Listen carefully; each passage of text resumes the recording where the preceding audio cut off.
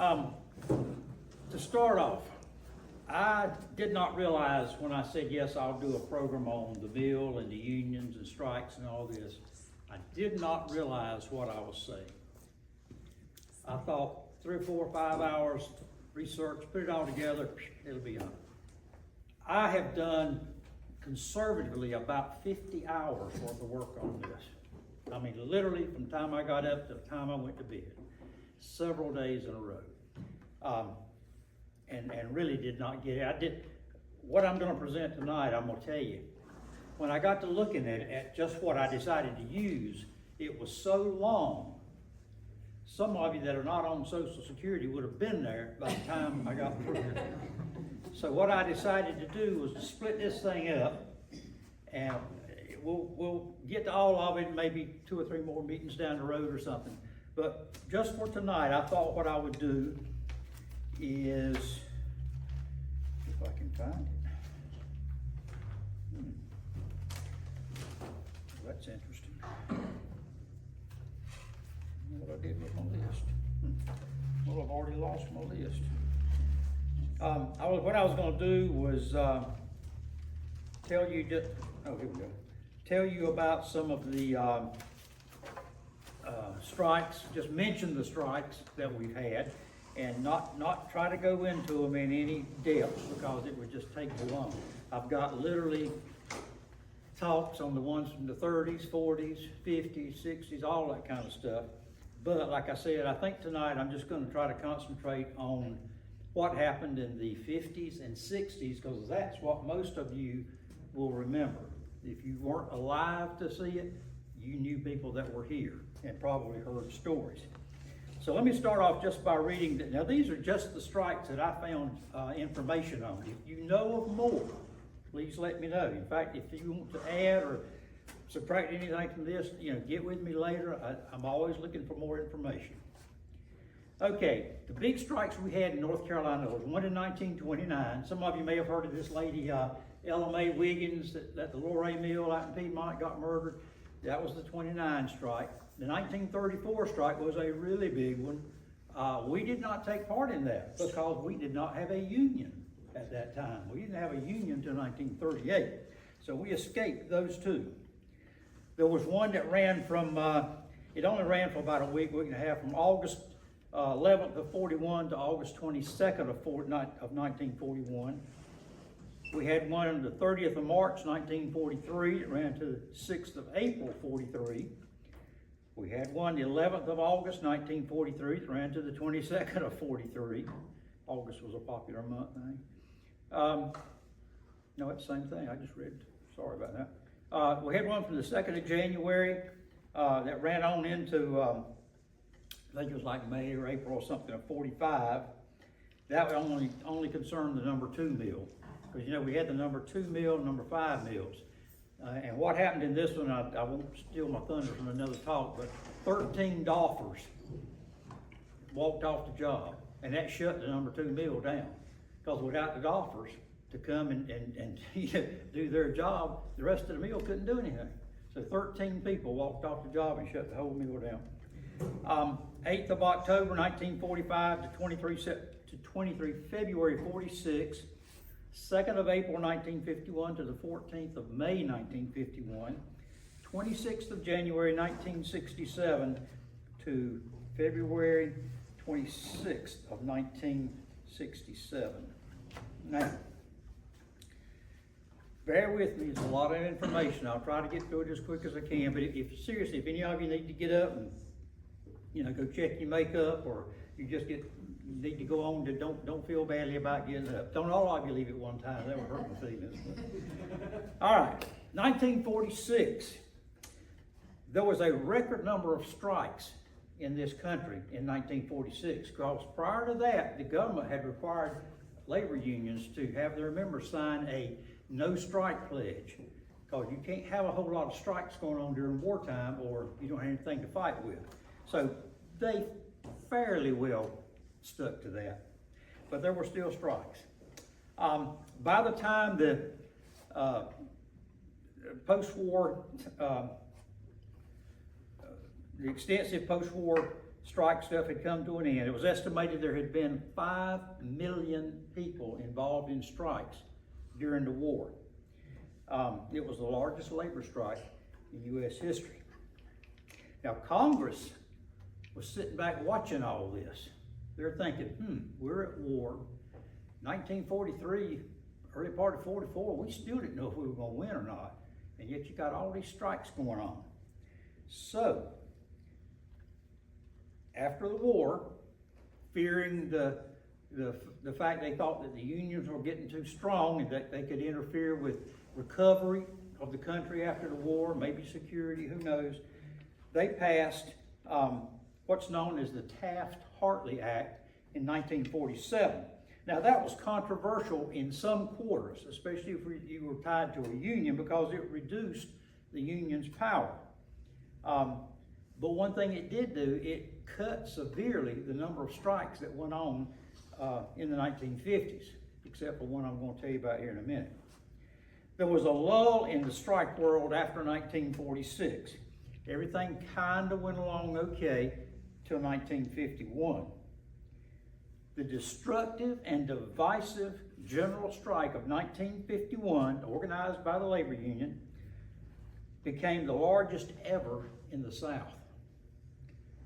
For all the pain and suffering that it caused, it was later discovered that it had all been completely unnecessary.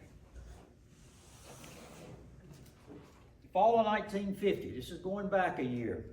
Textile Labor magazine published an article stating that the wage difference between the northern and southern mills was grossly unfair to southern workers and a constant threat to the union.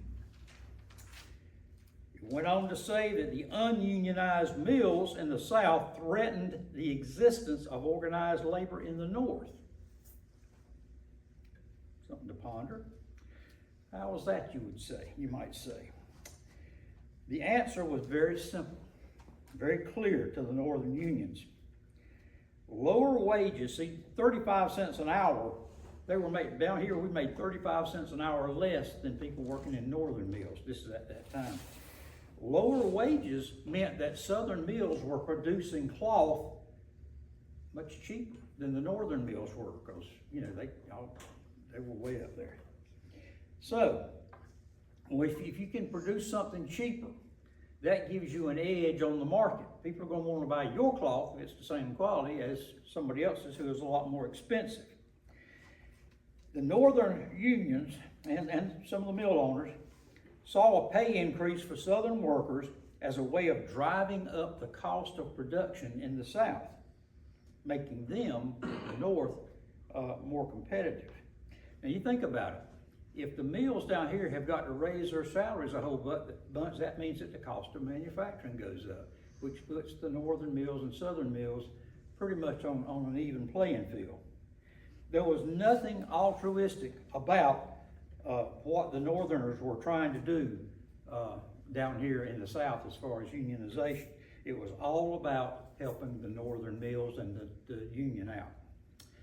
The strike was set to begin on the 15th of February 1951, but in Erwin, the head of Local 250, which was our union, J. Thomas West, sent out a word and said, no, we're not striking, because they were already going to be doing negotiations with the company, as they called the mill, beginning March 1st.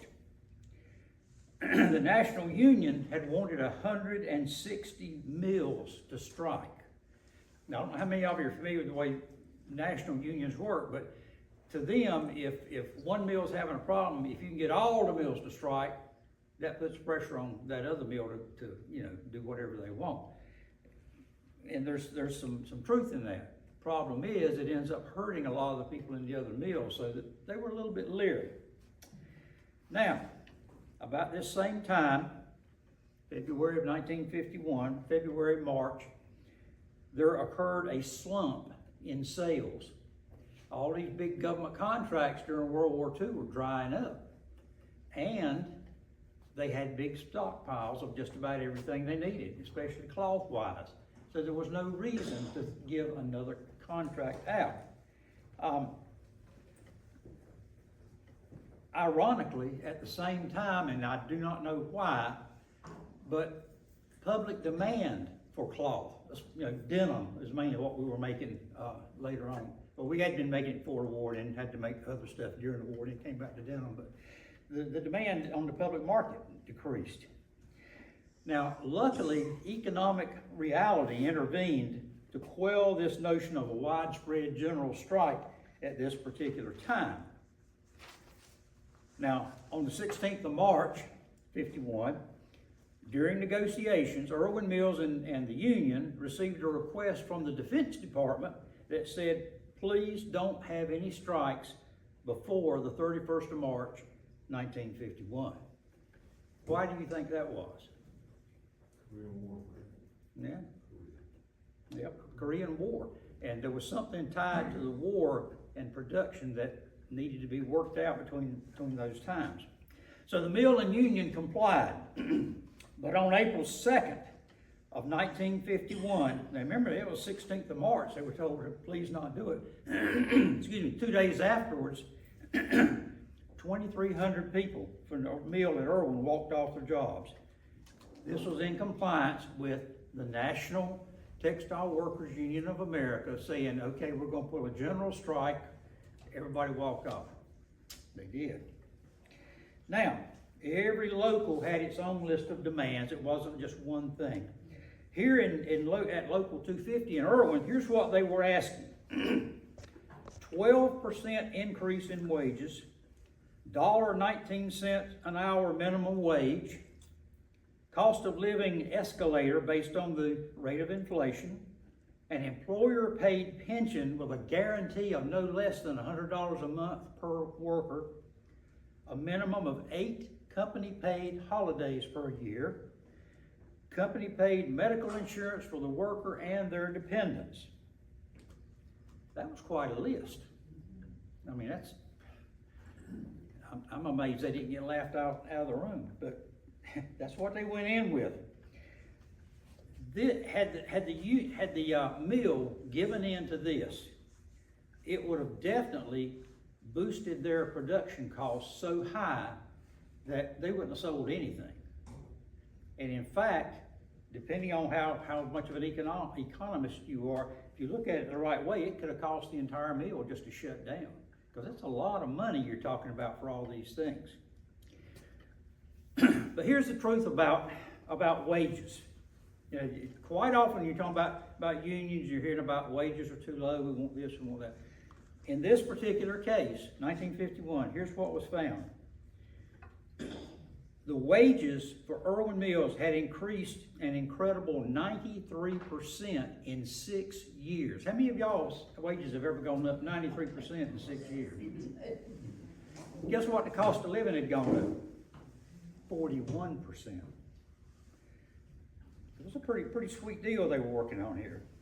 Now, this fact made ever increasing demands on the union and for more and more this and that, made them sound kind of greedy to the public. You can see all kinds of stuff in the newspapers about people saying, you know, you people are just, you ought to read some of the stuff they wrote when they were striking during the war. I mean, man, they were saying, yeah, just take it over and put soldiers around, letting them work. In fact, the best one I remember was one guy wrote in and says, like these doffers, these 13 doffers. He said, draft them into the Army, put them back to work in the mill at the rate of pay of a private in the Army instead of what they're getting. Now, I don't know whatever happened, but I don't think they did that. Anyway, this, of course, did not help the union's image in the slightest. The strike dragged on, and on the 6th of May, 1951, union members decided that maybe they should vote on whether to go ahead and end the strike. So they held a vote, and it failed big time. They were going to hang out of the mill for the long term. But funny, only 6 days later, on the 14th, they all returned to work. And I have no idea what caused that. I never was able to find anything of why, other than I think the mill was threatening to fire them off if they didn't or something. But anyway, they did go back to work. Now, what had been gained and was it worth it? what the striking people endured. Because you know, when you're on strike, you don't have money coming in. The union will usually set up a commissary where you can go and get free food. But it's not like going to Walmart or Food Line and just filling your basket. You know, you get whatever amount they'll give you and whatever it is. In fact, one lady I spoke to, her big memory of the strike, and this was the 51 strike, she said that Daddy would go to the commissary and get food and we had to eat it. Whatever it was, they had to eat it. So, anyway, to my estimation, looking at everything and all, I don't think that strike was worth it. It was just, everything they were asking for was economically unrealistic. They couldn't do it.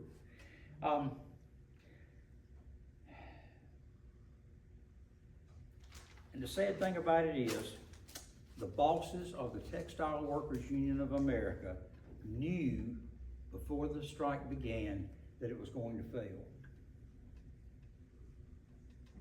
But they went ahead and let it go on. Now,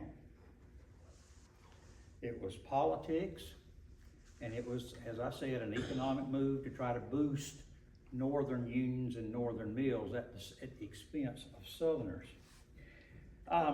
There was, at the same time this was going on, an internal power struggle at the top of the union.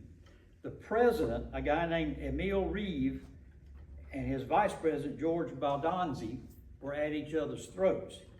One wanted to get rid of the other, but they didn't have quite the strength. It got rather dirty, especially at one of the annual meetings they had.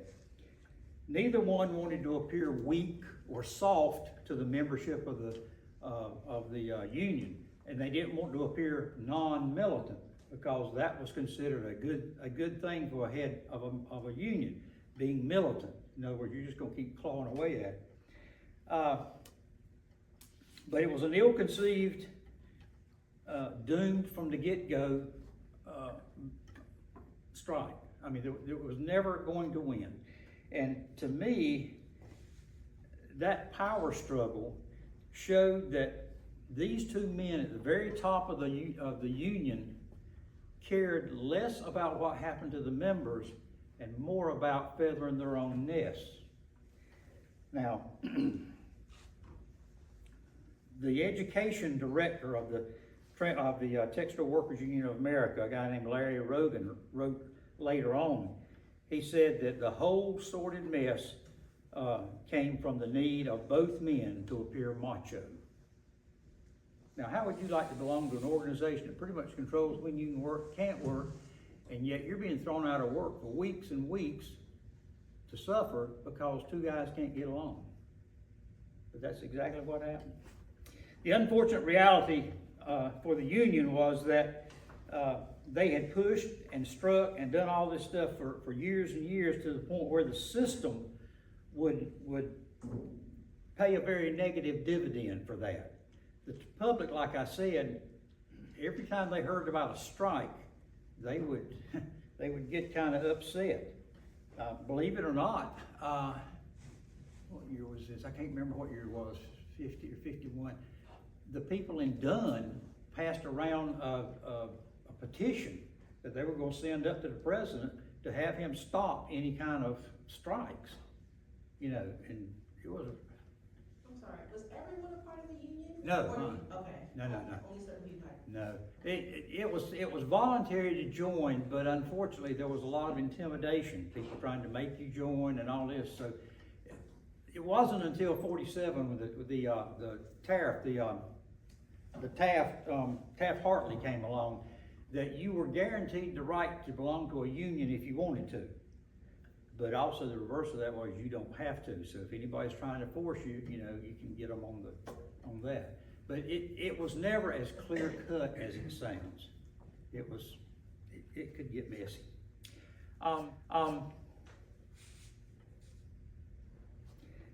In the mid-1950s, another person connected to the union, a fellow named Saul Barkin, director of research for the Textile Workers Union of America, openly admitted that the strike of 1951 was stimulated and impelled by the economic interests of the union locals in the North. So there you've got senior people in the TWA calling it like it is, which was actually kind of a smart thing for them because everybody had already figured that out. And by them admitting it, at least it gave them some credibility and kept the union from falling apart. He further asserted that the huge strike of 1934 was for the very same purpose. Now, that's two really big, became violent strikes. The unfair partisan tactics of the National Union that benefited Northern locals at the expense of Southerners was not lost on the members or the mill owners in the South.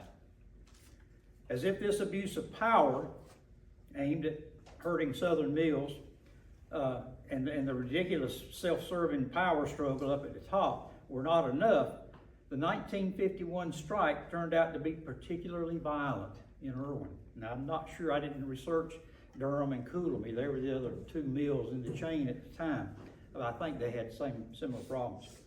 When the reality of the strikers' slim chances for success began to sink in, some of the strikers, became anxious and even just said, okay, I can't do this, I got a family to feed, so they just went ahead and crossed the picket line and went to work, which did not make them very popular with the people in the union or some others. The thought of losing things they bought on time, that's when you go and you buy something, you pay a little along, which is a thing that had really blossomed after World War II. That scared them. What scared them the most in Erwin was in the early part of 1951, I think it was January or February, Erwin Mill started selling these mill houses to the occupants. So if you wanted to buy your house, you could buy it. It had never happened before. But here are these people out on strike thinking, wait a minute, I got a mortgage coming up. What happens if I can't pay it? Are they going to foreclose? Well, in an effort to allay any fears about having their homes foreclosed, the union put out that they had been assured by Dr. Frank Vander Viver, a former Duke professor of economics that had been hired by the Erwin Cotton Mill Company to handle labor problems. He was an economist. Well, he said, no, they're not going to take anybody's home away from them.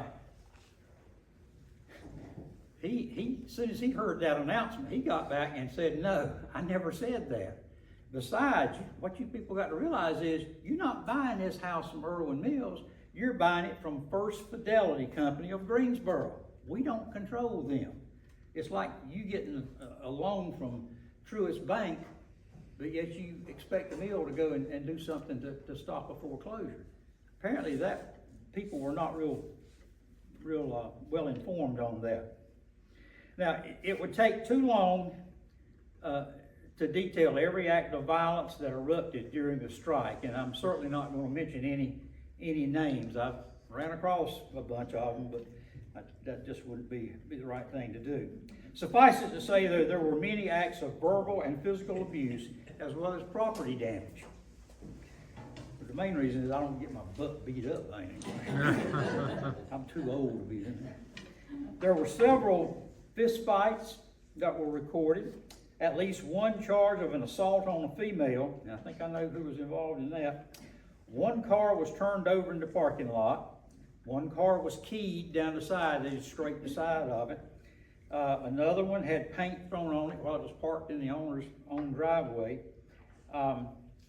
6 people were put on trial later for breaking a judge-ordered restraining order, and 2 men were charged with 3 bombings. Believe it or not, there were bombings, dynamite, people throwing dynamite and stuff. Now, as far as I know, nobody's house got blown up, but what they were doing was taking it and throwing it in the front yard, let it blow up to, intimidate whoever was in there.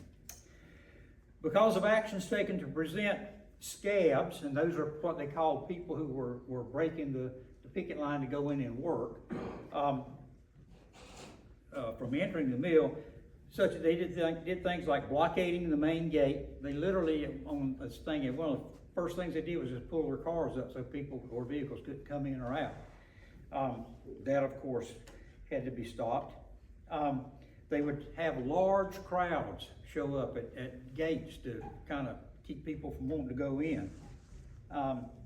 This caused 2 different restraining orders to be put in place. The first one limited how many strikers could be at a particular gate at any one time, and that was 25. You could not have any more than 25 picketers at a gate. Now, that doesn't mean people couldn't be standing 15, 20 feet back cheering you on, but the picketers could only be 25, and they could only be within 50 feet of the gate. And also, the best part of the thing as far as the non-union people were concerned was this restraining order said that you could do nothing to impede a person lawfully entering or exiting the mill. This included threats, abuse, or violent acts. So things that they had gotten away with before, now you could go to jail for. So the measures of those of subsequent, the measures and those of a subsequent restraining order, reducing the number of picketers, came along. The second one reduced them from 25 to 12, and it also said you could get within 25 feet, but they did reduce that, but that was about all the concession they got. The good thing about the restraining orders is that it did cut down on potential violence, I think. Now, sadly, violent acts, once they were told they couldn't do anything up around the mill, it got out into the residential area, the neighborhoods. That's where you had the bombings in the yard, people getting paint on their cars. One case of somebody poured a bunch of nails or tacks on a person's driveway, just all kinds of things. Now, well, this is, I've already told you about this, but on the morning, about 3 o'clock in the morning on April 27th, the people of Erwin heard 3 big explosions. That was the dynamite going off. Apparently what they think was going on was people were just driving around, lighting them and just, throwing them. But these in particular were thrown into the yards of non-strikers. Local 250 head J. Thomas West was quick to say that he did not think these acts were carried out by any of his union members, but were likely the work of outside agitators. Now, Mr. West was half right. He was half right. One of the people charged was a guy from Erwin. But the other man charged, and I don't even know if they ever even caught him, but he, I think, was an employee of the union, the higher up union, from up north, and I think he had moved to Charlotte or something to be one of the organizers there. I don't think they ever actually caught him. But at any rate, what it did do was it caused the mill to offer a reward of $3,500, which was a lot of money back then, to anyone who was caught, who would turn somebody in who was planning to do something like that, or was actually, had actually done something like that. So that, when you're talking about people that are desperate for money, and if you got somebody you don't like anyway, you know what he did, that was a good way to make some money. Of course, it's also a good way to wind up in the ground if they found out about it. Now, these acts of violence further soiled the union's image in the eyes of many people. Again, they saw the organization and its members as greedy, unpatriotic, and lawless. Now, granted, there was a lot of violence with the union and its strikes, but you got to remember, not everybody in the union did that. There were people who were not in the union who retaliated. So, just gotta remember it was, tit for tat kind of. Now, with the tension still thick, the union members of Local 250 met on May the 7th to consider ending their strike. The measure was defeated. The strike went on. But only 3 days later, on May the 10th, they decided that, May the 10th, so reported the mill would fire anyone involved in acts of violence against the company or convicted of any misdemeanor connected with the strike. They decided after hearing that maybe they should meet and reconsider. So they did. They met on Monday the 14th of May in the Erwin High School auditorium, by the way. This time they voted to end the strike and return to work. A Massachusetts newspaper had this comment to make. It said that the failure of the strike in North Carolina would not benefit Massachusetts mills. Oh. breaks my heart. But that was, they clearly, that's what their motive was. Now, two things came out of the 1951 strike. One was that it actually showed the weakness of the Union at that time. The second thing was it encouraged northern mill owners to consider moving their operations south because the unions were not as strong down here as they were up north. So you move your operation down here, your cost of production goes down, your profits go up. Just like when the big thing, when they were moving everything to Mexico and China, these companies, that was just to take the cost of living, the production down, raise your profits. The idea is not new. Now, what lingered after the contentious and unnecessary strike were bitter memories, lost friendships, and a union perceived by the public as losing its grip. With growing satisfaction with the state of affairs in the Textile Workers Union of America, it caused the people in the Erwin Mill and Coolamy and Durham to reconsider their membership in the TWUA. Some of them wanted to go with the United Textile Workers, who were affiliated with the American Federation of Labor, AFL. The TWUA was affiliated with the CIO, Congressional and Industrial Organizations, or whatever it's called.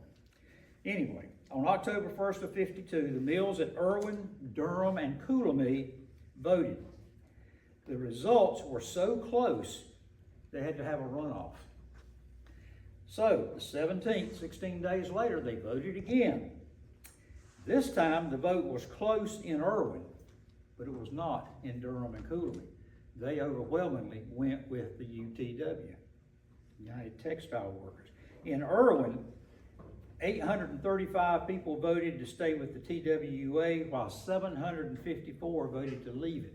That's pretty close still, but they voted to remain with the TWUA. The significant thing about this is that for many, many, many years, early 1900s, there had been a chain, an Erwin Mills chain. The factory at Durham, the factory here in Erwin, in fact later on number 5 mill, and the factory at Coolamy. They worked together. Now they weren't. These two were gone, and it left Erwin on its own. Now, that was what happened in 51. Now, the last strike of which I was able to find any substantial information was the one in 1967. How many of you remember the 1967 strike? As young as you are, you can remember that. As young as you are, you're claiming to remember that 67 strike. Hey, I rode around with a gun during that strike. And you were not the only one, I can tell you that. I'm talking about in the middle. Oh, I know. Oh, I spoke with a supervisor some time back and said they had to, some of them had to just sleep in the mill with a weapon. Yeah. Because they didn't know what the strikers were going to do. But anyway, by 1964, the minimum wage at Erwin plant was $1.33 an hour. Now, nowadays, we consider that just dirt cheap. But you got to remember, this was back in 1964.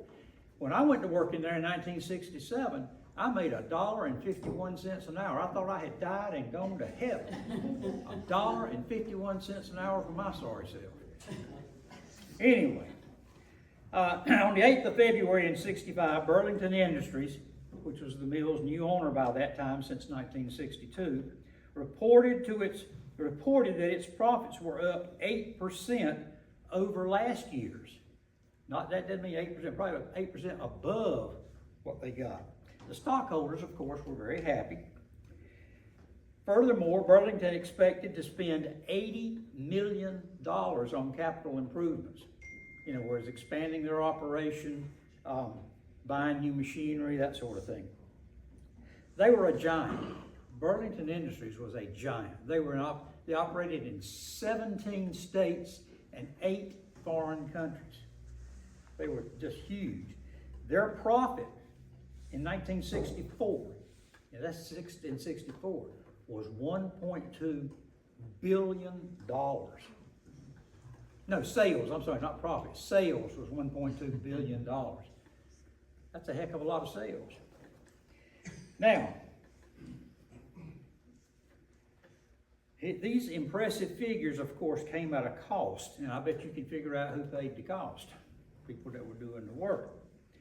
On the 14th of March, 65, Local 250 in Erwin, along with two other unions, and it might have been Cooley and Durham because they were from the UTW, decided to file charges against Erwin Mills, which is now part of Burlington, for anti-labor activities on the part of the company's supervisors, personnel, and other agents. I don't know how that went, didn't find anything else about it, but unions were constantly filing grievances against the organization and such, so it's not surprising I didn't find anything else on that. But on January 27th, we're jumping ahead 2 years to 1967, the Salisbury Post newspaper's headline that day said, "TWU strikes Erwin Mills, Textile Workers Union of America." The strike had begun at midnight on the 26th. The mill claimed that the plant was running along just fine despite the strike. David Griffin, who was at this time was the head of Local 250, disputed what he thought were inflated numbers of workers the company claimed were still at work. And if you go back and do some research on this, you'll find out they were both lying through their teeth. I mean, it's not like there were 10 people off or something. It was like hundreds and hundreds off. So somebody was not being truthful. To try and head off a repeat of some of the more unpleasant events of the 1951 strike, a restraining order was obtained from a justice of the North Carolina Supreme Court, limiting the number of pickets per gate to 12 and restraining them from interfering with anybody coming and going. February 1st of 1967, U.S. Mediation and Conciliation Service got involved with strike matters and brought the company and the union together, which was a good thing. On the 3rd of February 67, the union cried foul because North Carolina Highway Patrolmen were brought in to Erwin. Now, the company said they brought them in to help control traffic and stuff, because there was a lot of traffic, people driving back and forth doing stuff. Of course, they were also law enforcement officers. The union accused the company of using the presence of highway patrolmen to intimidate their picketers. Now, this could be seen as a case of the pot calling the kettle black, since the intimidation was mainly coming from the union and their pickets and their supporters about people trying to get into the mill. But as I say, there was stuff going on back and forth.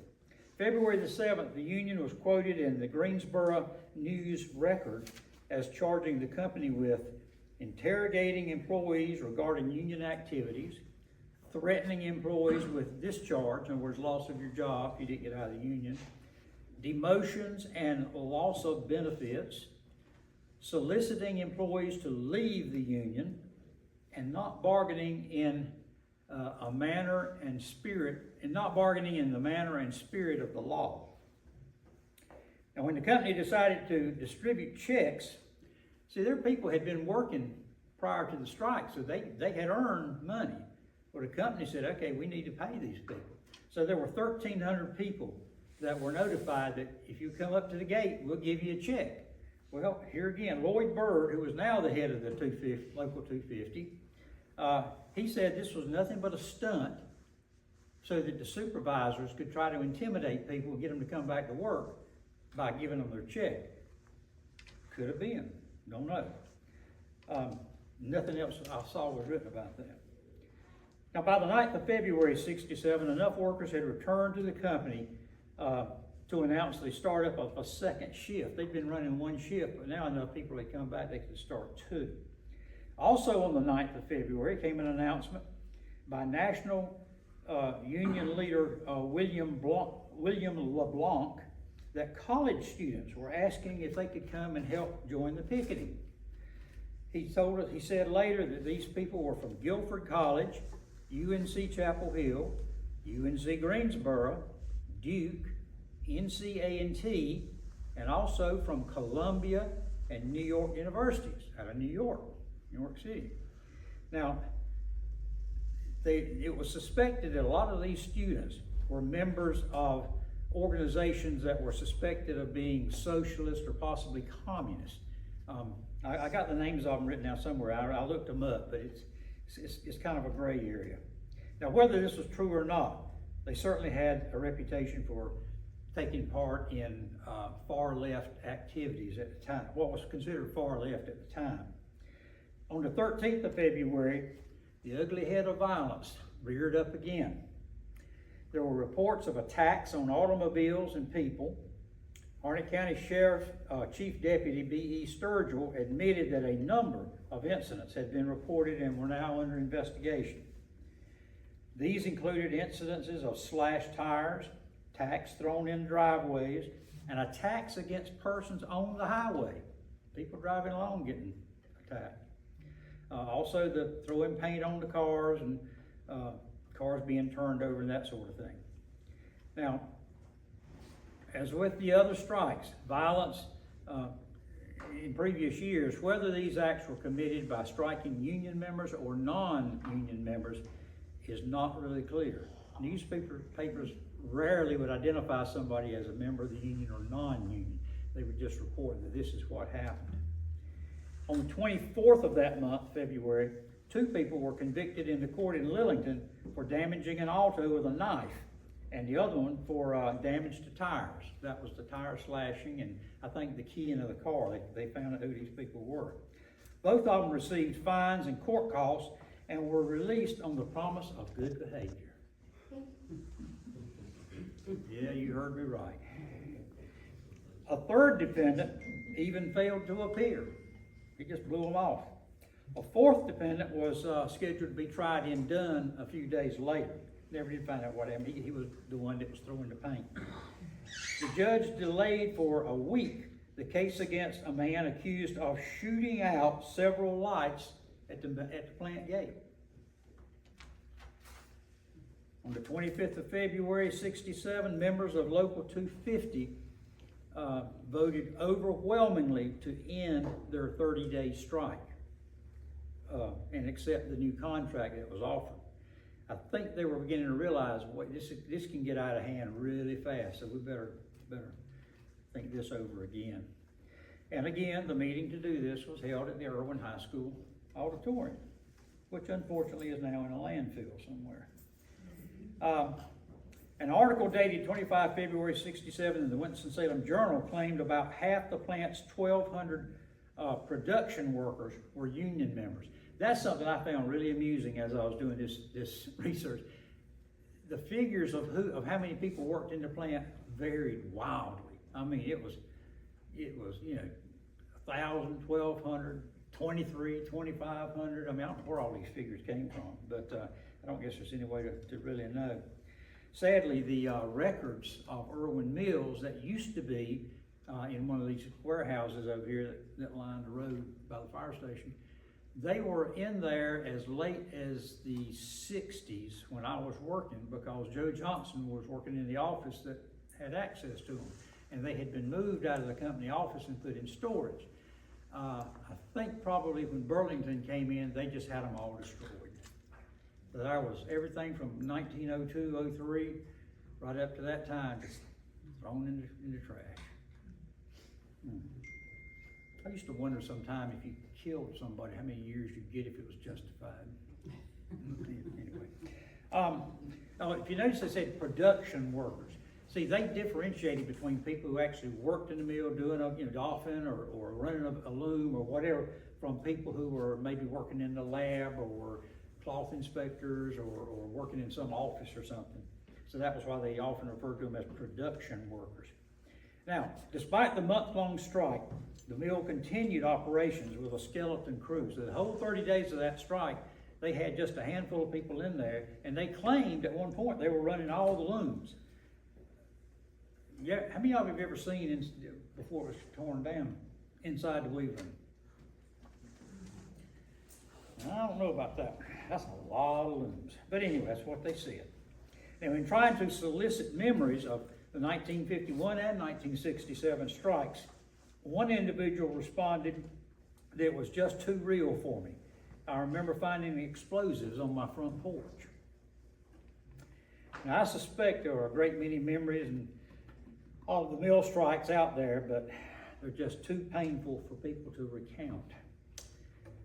The saddest time for historic old Erwin mills, number 2 and number 5, came in the year 2000 when Swift Textiles, a Canadian organization that had bought the mill from Burlington, decided they could make more money by moving their operation to Mexico.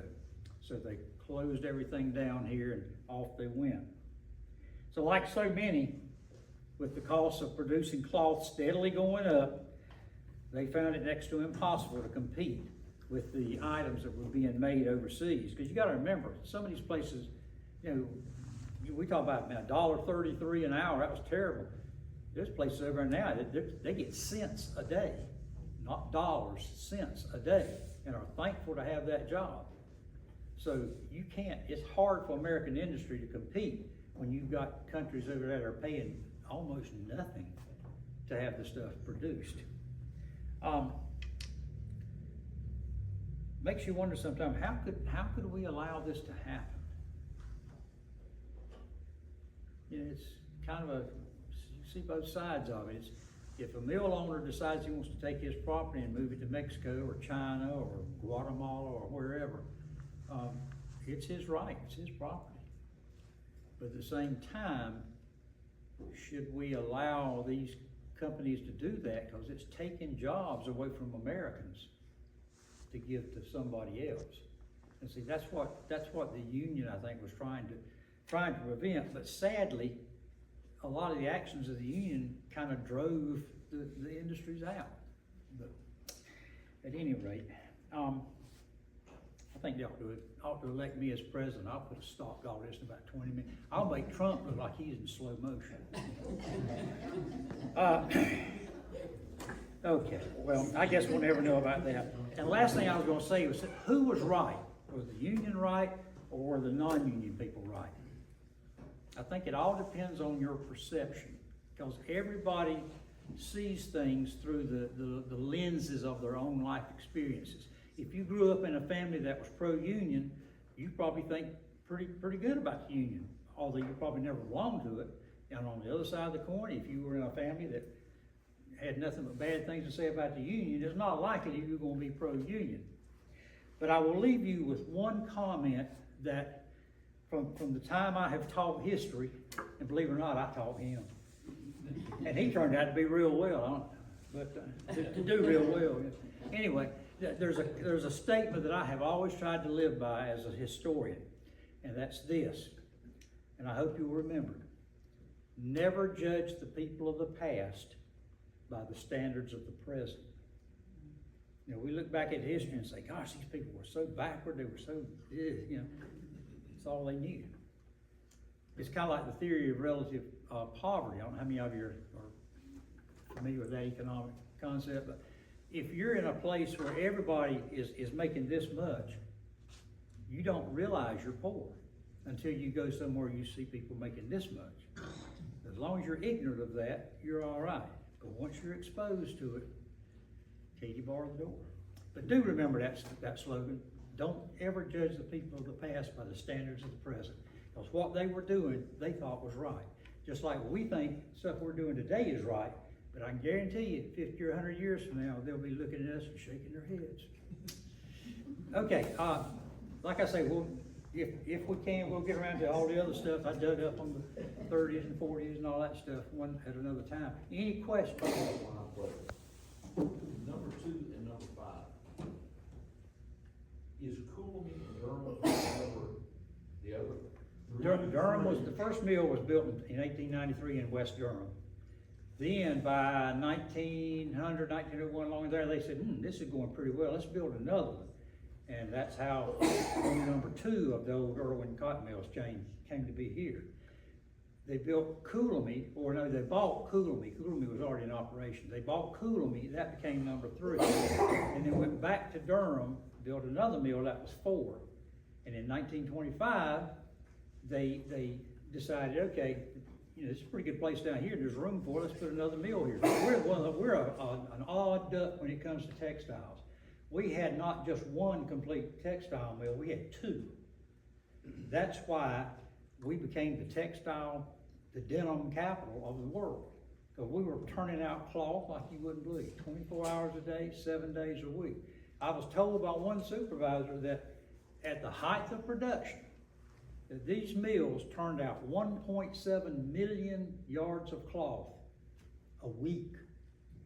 So I was told that you could go over to 95 when I worked for him, that you could go over where Howard Johnson was, and you could roll out denim cloth and go to Jacksonville, Florida, what we did in 1 month. I tell you, We were rolling it. if what this guy told me was right, he could have rolled it all the way down to the Gulf, I think they call it Gulf of America now, but all the way down to there, you know. I mean, it was amazing what we were producing. And then they got the mill down in Stonewall, Mississippi, so they ended up with 6 mills. 6 mills. They didn't all make the same stuff, they had 6 mills. So it's fascinating. It was 2 million yards a week. Was it 2 million? I kept up with the inventory, I know. All right. Can you imagine 2 million yards of cloth a week? If you, like I say, if you've ever been in one of those, we had 2 weave rooms, working with, what, over 1,000, 1,200 looms per building? You go down and look, and that thing was just going, just like that. Now, you could just see the cloth being made. It was amazing, truly amazing. Of course, you'd be deaf as a post if you worked in there because it was so loud, but, anyway. Couple of comments and a question. Okay, a couple quick comments. First of all, back in the early 70s when I played Little League, that was the last year they had it at the high school field for the President Park. But I played for the Union baseball team. The Union sponsored baseball team. We'd have different ones like Central Carolina Bank, Covered Bank, JC, the Merchants, all the Merchants, we remember those. And when I played for on our uniform was a little patch that TWUA, but we just called us Union, you know, as our name and so forth. And then you had both, I guess, union members, non-union members, you know, children playing on that. And also, later on in the 70s, when many of you remember Miss Gloria Gulledge, a great history teacher over at Erwin High School and later Triton. But Miss Gulledge, I remember her talking about some of these strikes. Well, just very, very briefly, just one thing stood out was she said that still a lot of hard feelings. You still got some folks and families not speaking to each other over that, and I imagine there's a lot of truth in that. And that would have been much more recent, like, you know, 10, 11 years after the 67 strike. My question, you mentioned about the northern manufacturers or so forth after these strikes of the early 50s, after the 51 strike, looking to possibly move some of their operations south to take advantage of the non-unionization and the lower costs and so forth. Late in the 50s, when Governor Hodges was in, they came up with an idea called Research Triangle Park. Of course, IBM being its first tenant, we all know what's happened up there today. Do you think that could be a correlation between some of the others moving south? Some of the operations. You mean to work in Research Triangle Park today? Research, and all other things as well. Oh, yeah, Research Triangle coming in to take advantage, maybe as a result of some of this. Yeah, oh yeah, if you look down the road, you can see where the things that happened back in the 50s or mid-60s have had a direct result on, well, look at all these people flooding into North Carolina from other places. RTP was one of the reasons. You know, this was a magnet for scientists and all kinds of people.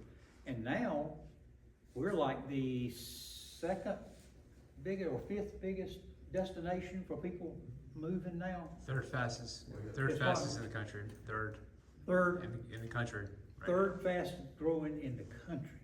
In the middle 70s, I know that there was a huge influx of people that I went to school with and people that I went over and visited at NC State, a lot more than I should have probably.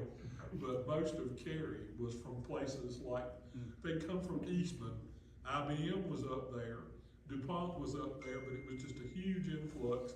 And all these people that were living in Cary were from upstate New York, Pennsylvania, any of the manufacturing centers. Following the Cambridge, job. Massachusetts, as far as textiles were concerned. I got a cousin lives up in Cary, and she called me a little while back and said, you know, I heard the strangest thing in Food Line. I said, what was that? She said, English. And she was not joking. Said her whole block where she lives is people from somewhere else. Well, They're nice people though. The joke is nobody in Cary is from Cary. Oh, I know. Yeah. They all moved out. Yeah, they did. They I was did. satisfied about Bob on the wagon, yeah. Yeah. Just one comment out of my memory from the late sixties, the strike, '67 strike. Growing up, our family went to the Baptist church here early. And I remember during the strike, the pastor, whoever he might have been at the time, I don't recall, made comment in the pulpit during the church service, don't worry about it. Yeah. Okay, you will be safe. Everything is, you'll be good to return to work or whatever the conversation was. I think he probably didn't realize Lord Bird's in the audience. Oh, he did. And a number of Stay long other after that. union He knew. members were also present. It caused a little bit of a rift. Well, they made a concerted effort, as I remember, to sit adjacent to each other on one side of the aisle on the right and the center. Because Lloyd was sitting in one place and Mr. Howell was sitting in the other. And I remember it very well as a child, because we were kind of lucky, you and I and all the kids there, Hannah and Cindy, you know, we saw this. And it was also it was a big deal to me, because it looked like it was a concerted effort for people to try to get along. No, I didn't grow up in the Baptist church, but what was that about the time Reverend Farmer left? Yes, it didn't stay long after Well, he made that comment. That may or may not be true, but he also. Left in the middle of the night. Too. Yeah, So, whether it had anything to do with it or not, he didn't stay long. well, pressure. With the cost of labor in the United States and the way things are going, do you think there'll be a way to get manufacturing jobs back here? A way to kind of redistribute the wealth, if you will, because the wealth is not in the laborers. That's always been, clearly that's history, that's present, right? So Well, do you think there's a way that can ever flip? Yeah, I think there's a way. I don't think it's gonna be easy. It's not gonna happen overnight. And we may have to tighten our belts for a little while, but I think rather than let foreign countries, well, especially these companies that left America, get over and getting their stuff made now for, you know, a tenth of what it cost them in here, and then bring all these goods back in and undercut American workers. I have a feeling a lot of that's gonna come to a screeching halt. Now, does that mean that you won't be able to go to Walmart and buy cheaper blue jeans or whatever? Probably, but it's a choice. Do you want your country to thrive and continue, or do you want to become subservient to outside economic interests? Nothing's ever easy like that. I mean, tough choices have to be made, and we have to decide what do we want. You know, like I say, we can become just a giant Walmart for foreign products, or we can stand on our own, 2 feet and say, no, we're gonna put jobs back in America. If it costs us a little more, then by George, that's what we do. But you gotta remember, we make more money, I think, here in this country than most anywhere else in the world. So yeah, prices go up. I don't think many of us will be going to the poorhouse. We'll just be probably complaining because we can't buy 3 pairs of jeans and have to just settle for 2 at this time. But it's possible. It's possible. And the other comment you made about the rich people and all, it always cracks me up when people say, we're gonna soak it to the rich. We're gonna make those people pay. And I turn around and ask them, I say, well, who creates jobs? Poor people or rich people? So if you take all their money away, they're not gonna be developing any industries or building up more industries. So next time you hear that, think about it, where do the jobs come from? Yeah, are they making whopping amounts of money? Oh, yes. But look at all the people that have got jobs. It's a trade-off. So when I worked in the mill, there were a bunch of people in there who were, of course, I was later on, but some of the guys, rather than cross the picket line, 7 or 8 of them would get in the trunk of a car, go into the parking lot, then get out of the trunk and go to work. Mm-hmm. Then when it was, after their shift was over, they get back in the trunk and they drive out. So That was nobody smart. knew they were working. I bought a 55 Bel Air Chevrolet, which I wish I had back. I put 3 motors in it before I found out that someone had dumped a 5-pound bag of sugar in the gas tank during the strike. Yeah. But it took 3 motors to find it out. We finally had to take the gas tank off, put another gas tank on, and that fixed the problem. But people were dumping sugar in gas tanks, they were doing all Hey, I kinds. tell you, It got ugly. people will do most anything when you're trying to attack their pocketbook. You know, if they think doing something like that is gonna make their cause more likely to succeed, they won't think twice about it. They'd never think of doing that except under those circumstances. My daddy told me 3 things never best do. He said a man's dog, a man's youngin', and his wife. He said, and in that order. That's interesting. Don't tell Ronnie. Yeah, yeah.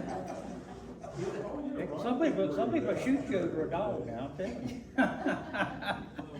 That's sage advice. Any other questions, comments? Just a quick one. I think we're seeing a resurgence of our evaluation of what people do for a living.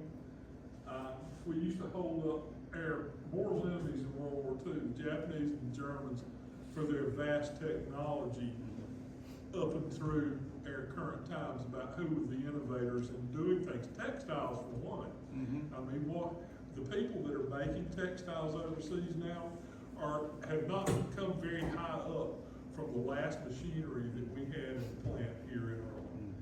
It's just not progressed that much. It's like battery technology and air information age is the same thing. I'm hoping we're seeing a resurgence of the values that people put on what you do for a living.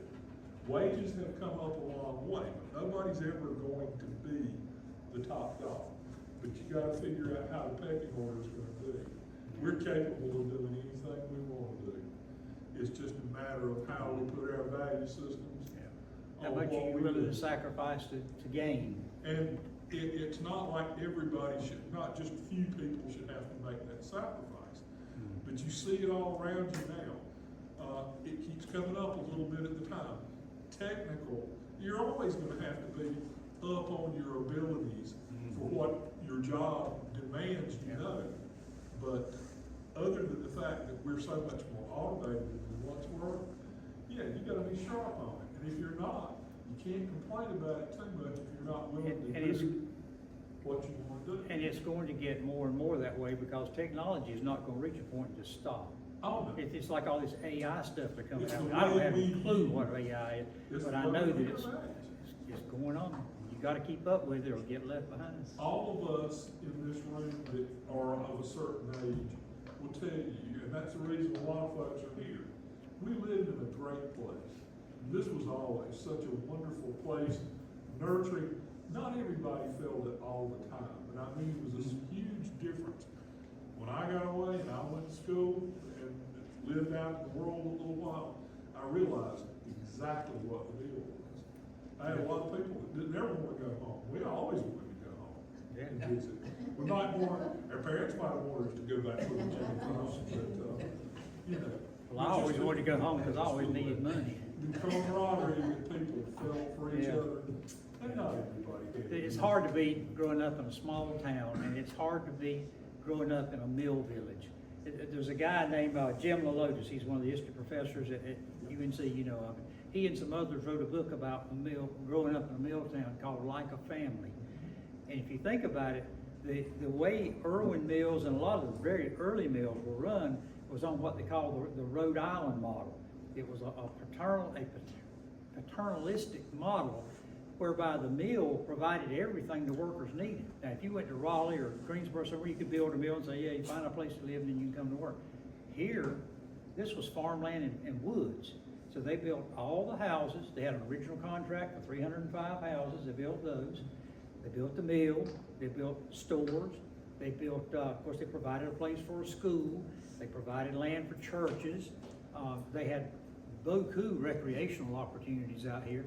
They provided everything that people wanted or needed, you know, right here. Because people didn't have fast-moving cars and stuff to go to Raleigh or somewhere. You had to have your fun here, and they provided that. And why? Because it raised morale of the people. It made people happy. It made people content. Happy, content workers guess what?